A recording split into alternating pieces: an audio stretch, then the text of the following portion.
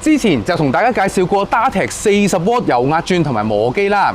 嗱，咁師傅們，你哋又估唔估到今次要介紹啲咩產品呢？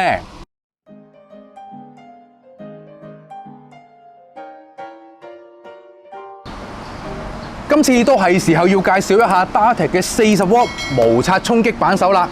咁電動扳手嘅用途，除咗最為人熟悉嘅汽車維修之外呢，其實仲可以應用喺鋼架結構、消防喉管、機械設備等等工序上面。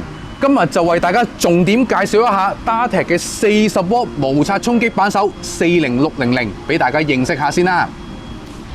呢部 Dartech 無刷衝擊扳手40600機身長度只有12cm 左右，淨重亦都只有1.3kg。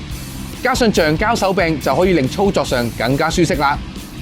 另外機身亦都設有一個可拆卸嘅半透明隔熱保護罩，靚之餘亦都有隔熱功能㗎。而功能方面 ，Dartech 40600最大扭緊力距係600牛頓米，有3檔撞擊檔位，提供不同嘅回轉以及隨擊次數，方便迎合到唔同嘅工序需要。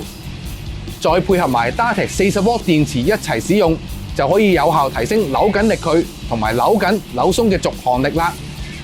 講咗咁耐，都係時候要試一試佢有幾好用啦。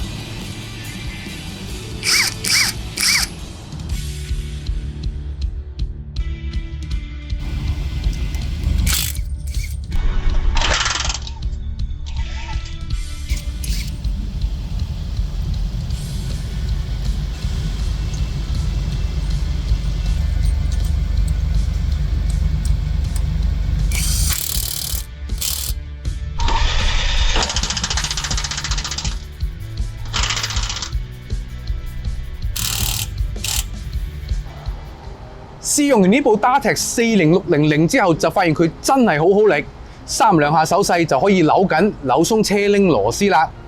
咁相信除咗啱晒專業師傅開工用之外呢，就連各位車主都可以用到呢一部 Dartech 無刷扳手去幫自己部車做啲小維修啦。